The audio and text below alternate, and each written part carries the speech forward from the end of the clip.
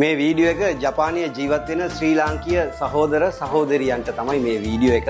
ඔයගොල්ලෝ දන්නවා ලංකාව ලොකු ව්‍යසනයකට ලොකු ආපදාවකට මුහුණ දීලා දැන් තමයි චුට්ට ඒ ව්‍යසනයෙන් ආපදාවෙන් ඒ මානසිකත්වයෙන් මිදෙන්න උත්සාහ කරන මොහොතක්.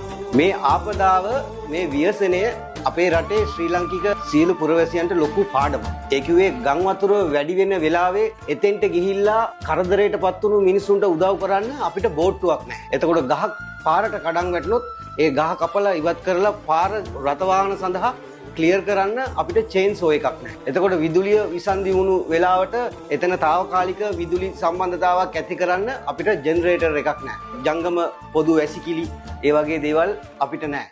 ඉතින් ජපානයේ ජීවත් වෙන ශ්‍රී ලාංකීය සහෝදර සහෝදරයන්ගේ යාඩ් වල මේ දේවල් චේන්සෝ ජෙනරේටර් එතකොට මෝටර් බෝට්ටු තාවකාලික ජංගම වැසිකිලි ඒ වගේ දේවල් ඔයගොල්ලන්ගේ ජපානයේ ජීවත් වෙන ශ්‍රී ලාංකීය සහෝදර සහෝදරයන්ගේ යාඩ් වල තියෙනවා. ඉතින් ඕගොල්ලන්ටත් පුළුවන් ඒක ලංකාවට පරිත්‍යාග කරන්න. ඕගොල්ලන්ට කරන්න තියෙන්නේ ජපානයේ තියෙන ශ්‍රී ලංකා තානාපති කාර්යාලයට බාර දෙන්න තමයි. ඒගොල්ලෝ මේක බාර ගන්න කිසිම අය කිරීමක් එතකොට බද්දක් වැට් ටැක්ස් කිසිම දෙයක් අය කරන්නේ නැහැ. සම්පූර්ණයෙන්ම නොමිලේ ඕගොල්ලන්ට ඒක ලංකාවට එවන්න සලස්වන්න පුළුවන්.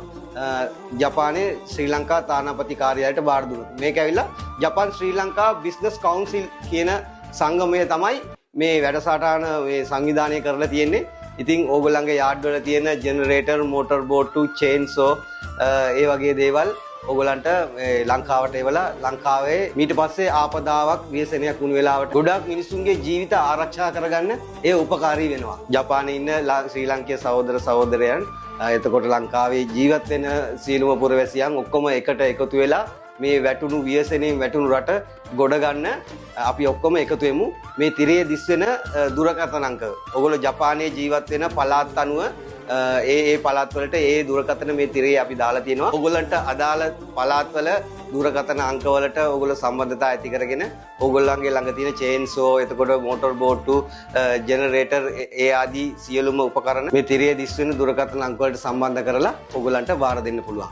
ඉතින් ඔයගොල්ලෝ හැමෝටම සුබ දවසක්. When I was born, the first words that I had heard were the words of Allah being whispered through my ear. And as I felt Allah's presence in my soul, that day Islam took me in its fold.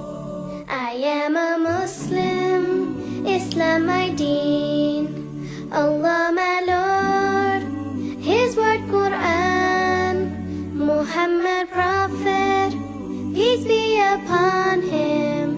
I am a Muslim for all of time. As I grow up, walking in this great